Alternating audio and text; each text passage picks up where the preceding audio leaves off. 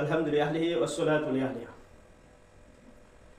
আমরা ইমাম সাহেবদের কাছে প্রায়ই মুসল্লিদের পক্ষ থেকে একটি আবদার আসে, হুজুর আমি এক খতম কোরআন পড়েছি, আপনি একটু বসে দিবেন।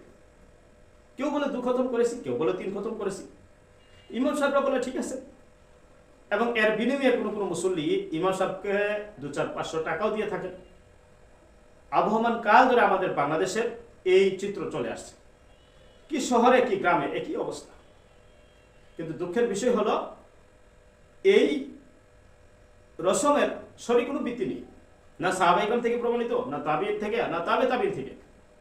ইসলামের কোন দলিলের আলোকে এটি প্রমাণিত নয়। হ্যাঁ, সাহাবাইকরামরাও ইসালে সওয়াব করতেন, তারাও কোরআন বিতদের জন্য পড়তেন, তাবিঈনরা পড়তেন, তাবে তাবিঈনরা পড়তেন, এবং আমাদের চেয়ে বেশি পড়তেন।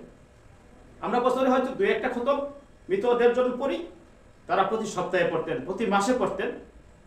কিন্তু কারো ভায়া হয়ে এই ইসালে সওয়াব করার রীতি ইসলামে নেই।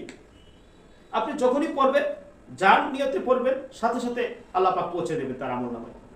এখানে কোনো একজন ইমাম, কোনো একজন পীর বা সাহেব, কোনো একজন ওলিয়া উলিয়া, এটার কোনো মধ্যসত্ত্ব নেই। তাকে কনভার্ট হয়ে এরপরে তার আমলনামায় পৌঁছে দেবে এমনটি নয়।